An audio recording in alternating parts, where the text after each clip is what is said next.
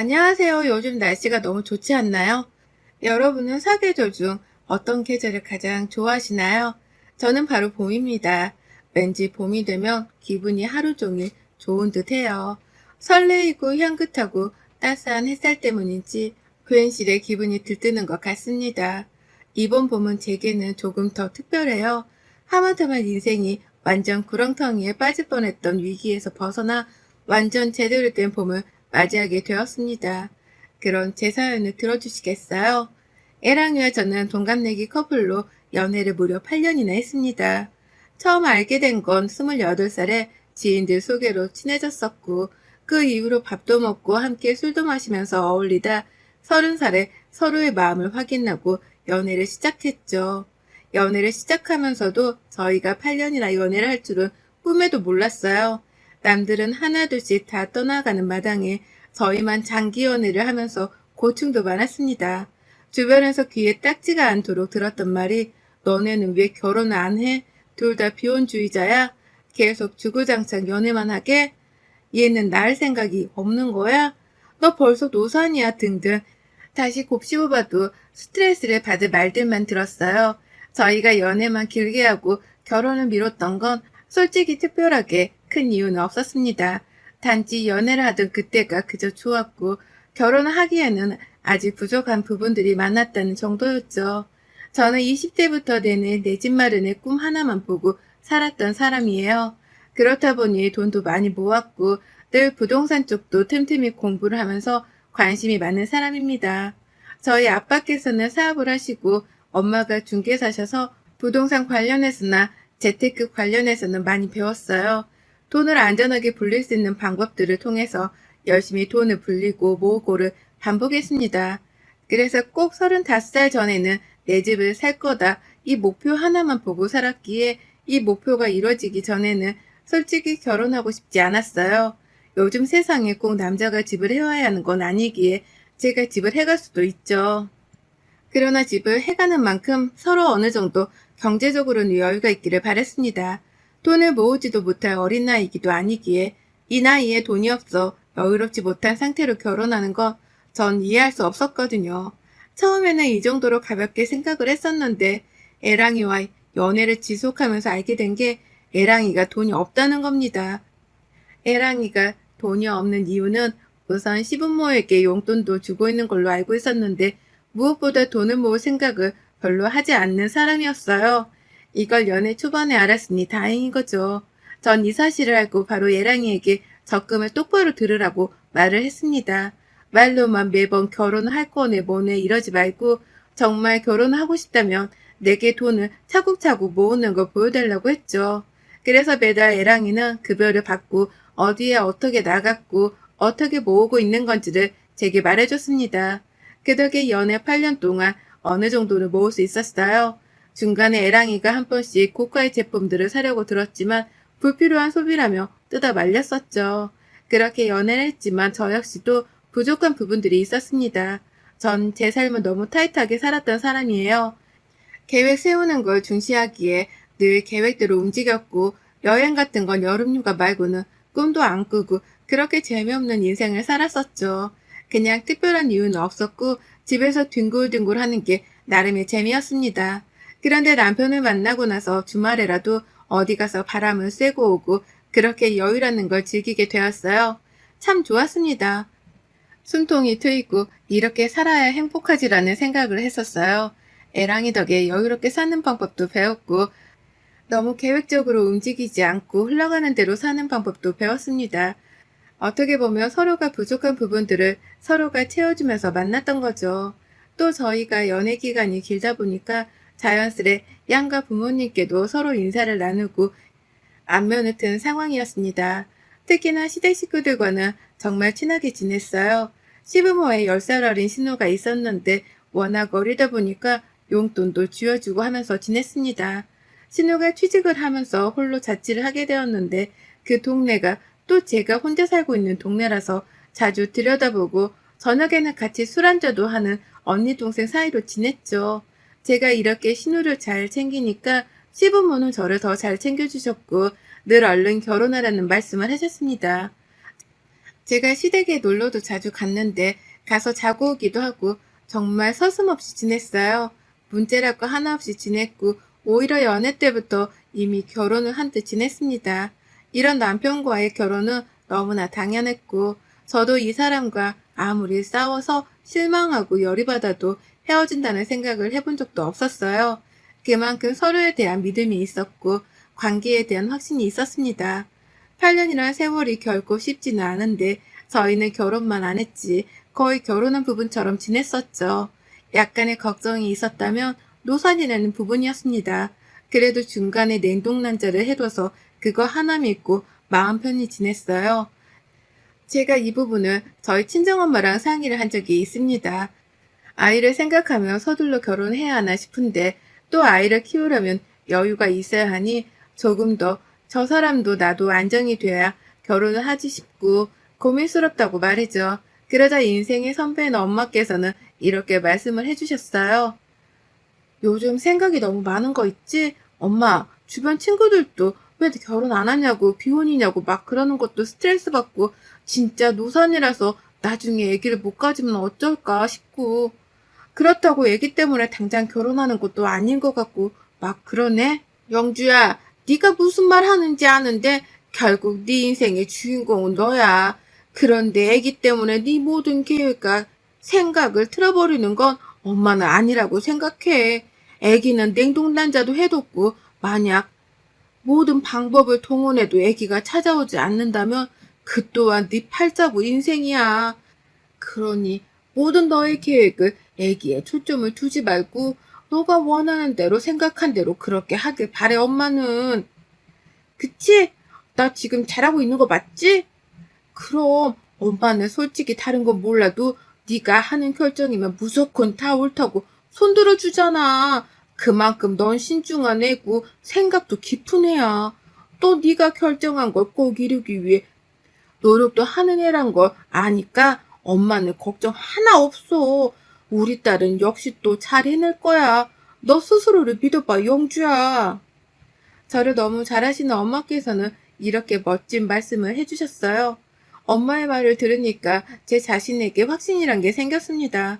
애랑이와도 중간에 대화를 많이 했었지만 저희는 딱 7년에서 8년 정도만 연애를 하면 이 정도 돈이 모일 거고 그 안에 제가 자가집을 매매할 거니까 대충 이렇게 하면 되겠다는 계획을 세웠죠. 그리고 7주년을 맞이하기 직전에 전 30평대 아파트를 매매하게 되었어요. 은행의 힘을 조금 빌리긴 했지만 20대, 30대를 바쳐서 마련한 내 명의의 내 집이다 보니까 감동이 벅차올랐습니다. 너무 행복하고 감동스러운 거 있죠? 집이 대체 뭐라고 그간의 세월 내내 이거 하나 보고 달려왔나 싶기도 하고 많은 생각이 들었습니다. 제가 집을 사자마자 남편에게 프로포즈를 가볍게 했어요. 그리고 저희는 드디어 결혼을 준비하게 되었죠. 집을 사고 리모델링과 인테리어 하는 시간도 꽤 걸리고 직장 예약도 그렇고 대략 8주년을 앞두고 식을 올리는 상황이 되었습니다. 저희는 양가 부모님들께 이 상황을 말씀드리고 결혼하겠다고 정식으로 말씀드렸어요.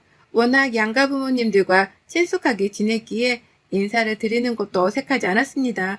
드디어 상견례를 하게 되었고 분위기가 너무 좋아서 결국 상견례를 마치고 그 주 주말에는 온 가족들이 함께 여행을 가기도 했어요. 여행을 가서는 함께 이런저런 얘기도 하면서 그간 저희의 8년간의 연애에 대한 비하인드 스토리도 나왔죠. 이런 일도 있었지 저런 일도 있었지 하며 추억을 곱씹으며 너무 좋은 하루를 보냈습니다. 상견례 때도 대화를 했고 놀러가서도 대화를 한 결과 어떻게 결혼 준비를 할 것인지에 대한 건 다 정했어요. 제가 집이 있으니 가전들을 채우는 건 남편이 하기로 했고 가구는 함께 채우기로 했습니다. 감사하게도 저희 친정에서 큼직한 가전을 사주신다고 했고 시댁은 여유가 없으셔서 큰 건 아니고 소파를 사주신다고 하셨죠. 손사래를 치며 진짜 괜찮다고 했지만 딸아들 결혼시키는 부모가 이 정도도 못하겠냐며 말씀하셔서 감사히 받기로 했습니다. 이렇게 어느 정도 계획이 세워지니 하나씩 준비를 했어요.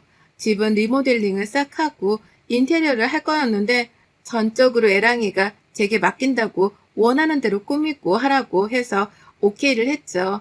그래서 이 부분은 제가 전담을 해서 다 꾸미기로 했습니다. 사실 리모델링 비용과 인테리어 비용만 해도 꽤 나왔는데 이걸 또 애매하게 나누면 그게 더 깔끔하지 못할 것 같아서 집에 드는 비용은 전부 제 돈으로 해결을 했어요. 추후에 봤을 때 이렇게 하길 정말 잘했지 싶었습니다. 집에 공사하는 동안 예식장도 알아보고 스드메도 알아보고 가정 가구들도 알아보고 주말마다 정말 바빴어요. 우선 식장은 저희가 늘 원했던 곳이 있었는데 거기다 알아보던 날을 기준으로 8개월 뒤쯤 예약이 가능해서 그때를 예약을 해뒀습니다. 사실상 집 공사가 끝나야 뭘 채우고 하기에 두 번째로 중요했던 식장 예약을 하고는 한숨을 돌렸어요. 너무 주말마다 바쁘게 알아보고 쉼없이 사니까 서로 예민해지고 힘든 것 같아서 중간에 여행도 다녀왔습니다.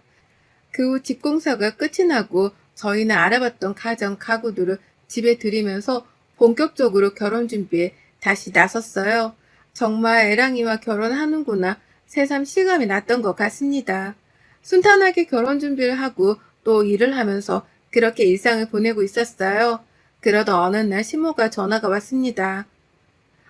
영준이 바쁜데 전화한 거 아닌가 모르겠네. 아니에요, 어머님. 말씀하셔도 괜찮아요. 통화 가능해요.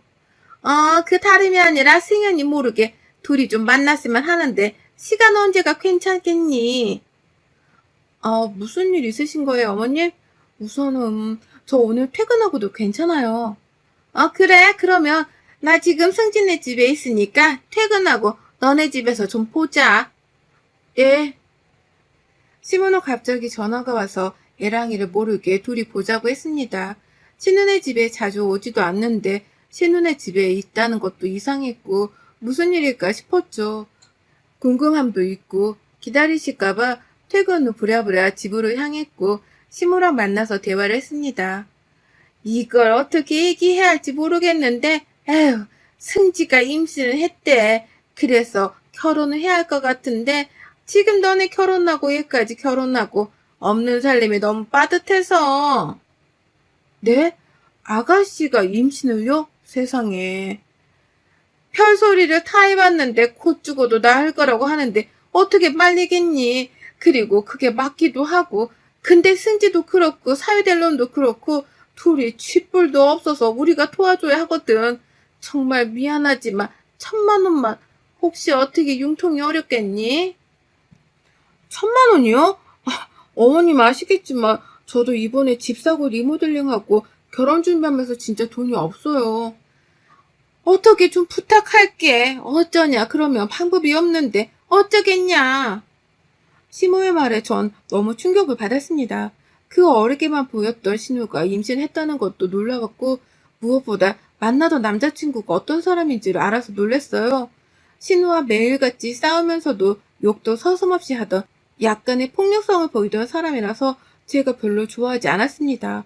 그런데 그런 사람과 결혼한다고 하니 진심으로 걱정이 되었죠. 더군다나 신우가 1,000만 원까지 달라고 하니 마음이 너무 불편했습니다. 사실 돈은 있었어요. 그렇지만 아직 결혼한 것도 아니고 했다고 한들 적은 돈도 아닌 1,000만 원을 쉽게 주는 건 아니라고 생각했습니다. 돈에 장사 없잖아요. 저는 적당히 돈이 정말 없다는 핑계로 거절을 했고 가셨습니다. 그리고 남편에게 이 사실을 절대 말하지 말라고 신신당부를 하셨는데 대체 왜 말하지 말라는 건지 모르겠었죠. 그래도 말을 하는 게 맞지 않을까 싶기도 했지만 본인들이 말할 기회를 주는 게 맞다고 생각을 해서 굳이 말하진 않았습니다. 전화 이후 시모노 영주야 라며 제 이름을 불러주고 상냥했던 모습과는 다르게 변했어요. 뭔가 퉁명스러워졌고 저에게 불만이 가득한 듯 보였습니다. 그런 시모의 모습에 제가 더 상처를 받기도 했지만 괜찮았어요. 그렇다고 해서 1,000만 원을 줄 건 아니었으니 말이죠. 그런데 이상한 게 있었습니다. 이런저런 별의별 얘기를 다 터놓는 신우인데 이상하게 이 얘기를 제게 터놓지 않는 거예요. 그리고 표정이 별로 어두워 보이지도 않고 뭔가 이상했습니다. 늘 신우랑 미래에 대한 얘기를 했기에 신우의 방향성과 성향을 너무 잘 알았거든요. 그래서 알았었죠. 이렇게 준비가 안 된 상태에서의 결혼은 절대 하지 않은 신우인데 대체 어떻게 된 걸까? 솔직히 그게 제일 궁금했어요. 제게 터놓겠지 말하겠지 그렇게 기다렸는데 아무리 기다려도 신우는 말을 하지 않았습니다. 심지어는 제가 떠봐도 말을 하지 않았죠. 이때 5만 가지 생각이 다 들었던 것 같습니다. 제가 믿음직스럽지 못한 건지, 못 믿는 건지, 또는 꽁꽁 숨기고 싶은 건지, 왜 그럴까 별의별 생각이 다 들었죠. 결국 신우에게는 꽤 오래도록 얘기를 듣지 못했고, 제가 먼저 신우에게 말을 꺼냈어요. 어머님, 저예요. 잘 지내고 계시죠? 왜 전화했니? 아, 다름이 아니라 아가씨 괜찮은가 해서요.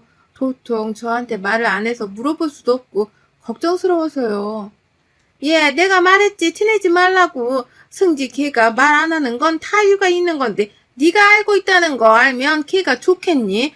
절대 티내지 마. 알겠어? 아, 네, 그럼요. 먼저 티내지는 않을 건데 아가씨 괜찮은 거죠? 괜찮기는 무슨 돈이 없으니 뭘 하지도 못하고 서로 답답한 상황이다. 진짜로 돈이 웬수다 정말. 에휴, 없는 부모 밑에서 컸으면 지들이라도 여유롭게 살 것이지. 아유, 내 팔자야. 어머님, 아무튼 승현이 승지한테 절대 티내지 말고 모른 척하고 조용히 있어. 그리고 500만 원이라도 어떻게 어렵겠니? 어머님, 제가 있는데 안 드리는 게 아니에요. 정말 돈이 없어요. 죄송해요. 시모에게 전화를 해봤을 때는 신세 한타를 늘어놓더니만 결국 돈 얘기로 마무리가 되었습니다. 마음이 편치 않고 뭔가 찝찝한 구석이 있었지만 그러려니 하고 넘겼어요. 뭔가 이유가 있겠지 생각하면 말이죠. 사실 저 문제에 너무 깊게 신경을 쓸 수가 없던 게 제 문제만 해도 정신없고 바빠서였습니다. 워낙 정신이 없고 바쁜데 뭘 그렇게 붙잡고 있겠습니까? 결혼 준비에 집중을 하다 보니 하나둘 정리가 되는 듯 했어요. 그러던 중 시모는 저희에게 전화를 해 집으로 초대했습니다. 저녁에 와서 술 한잔 하자고 말씀을 하셨죠. 전 그때 딱 생각한 게, 이날 말씀을 하시려나 보다 생각을 해서 알겠다고 했습니다. 그렇게 당일이 되었고, 애랑이와 함께 시댁으로 향했죠.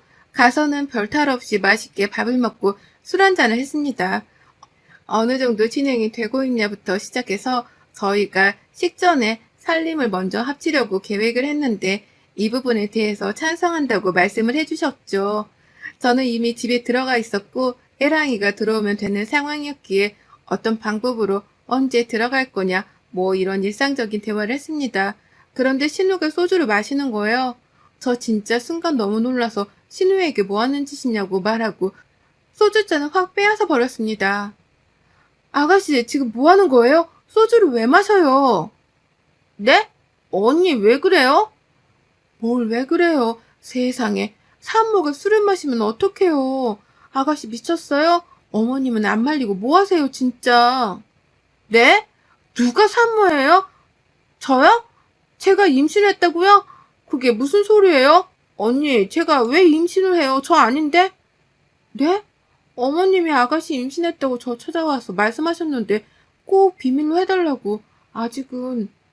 아니, 어머님, 지금 이게 무슨 상황이에요? 정말 황당해서 말이 나오지도 않았습니다. 그렇게 신신당부하던 신모는 당황스러운 기색이 역력했고 전 신모에게 물었죠.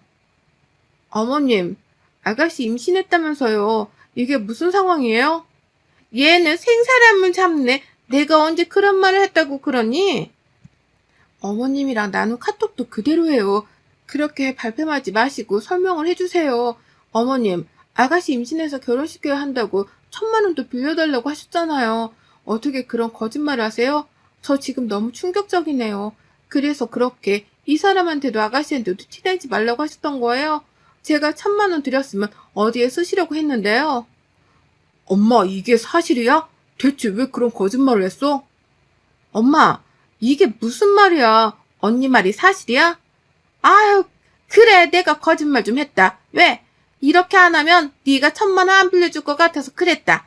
빚은 해결은커녕 점점 늘어가니 답답한 마음에 딱 1,000만 원만 있으면 급한 불 끄니까 그래서 그런 건데 그게 그렇게 잘못한 거니? 시몬은 너무 당당하게 거짓말을 했다고 인정을 했고 이어 뻔뻔하게 제게 뭔가를 내밀었어요. 어차피 이렇게 된 거 그냥 까놓고 오늘 말하려고 했는데 잘됐다. 이거 받아라. 그렇게 시모에게 건네받은 A4 용지 한 장에는 큼지막하게 빈 목록이라고 적혀 있고 아래에는 세세하게 시댁에 있는 빚에 대한 금액과 이자 등등이 나와 있었습니다. 전 대체 제게 왜 이런 걸 주나 싶어 되물었죠. 저한테 이런 걸 왜 주세요? 왜긴 이게 다 결국은 자식새끼 키우느라고 우리가 진 빚인데 이제 니들이 결혼하면 니들도 같이 갚는 게 맞지 않겠니? 그래서 내가 이렇게 정리를 했어. 어차피 영주 너도 돈 좀 있고 니네 집도 빵빵한데 이게 뭐 돈으로 보이긴 하겠어? 우선은 이자 나가는 것들부터 아까우니까 떨굴 것 좀 떨구자. 우선순위는 1, 2, 3, 4 그렇게 적어둔 대로 보고. 가만 보니 어머님은 저를 돈으로만 생각하셨나 보네요. 그런데 이를 어쩌죠? 전 사람들과 가족이 되고 싶었던 거지 기생충들을 먹여 살릴 생각은 죽어도 없거든요. 더군다나 이렇게 말 같지도 않은 거짓말을 딸 팔아서 한 심으라면 더더욱 가족으로 절대 엮이고 싶지도 않고요. 너무 감사해요, 어머님. 이런 사람이란 걸 지금이라도 보여주셔서 하마터면 깜빡 속아서 이혼녀 될 뻔했지 뭐예요. 감사합니다. 그리고 기생할 곳 얼른 찾으시길 바래요. 전 결혼 뒤집어 버렸습니다. 애랑이는 신우와 함께 울고불고 빌면서 매달렸지만 대꾸도 해주지 않았어요. 위약금도 물고 조금 손해는 있었지만 이 부분 역시 파탄 사유가 애랑이니까 네가 알아서 하라고 했습니다. 그랬더니 순순히 알아서 해결하더라고요. 그래서 전 기생충들을 다 떨궈내고 저 홀로 리모델링 예쁘게 한 제 집에서 살고 있습니다. 정말 저런 실체가 있는 줄도 모르고 결혼했다면 제 결혼 생활은 생각만 해도 아찔하고 끔찍한 거 있죠? 8년의 시간이 조금 후회되고 아깝긴 하지만 이 또한 제 인생이라 생각하고 마음 쓰지 않기로 결심했습니다. 여러분의 생각은 댓글로 남겨주세요. 오늘도 시청해주셔서 정말 감사합니다.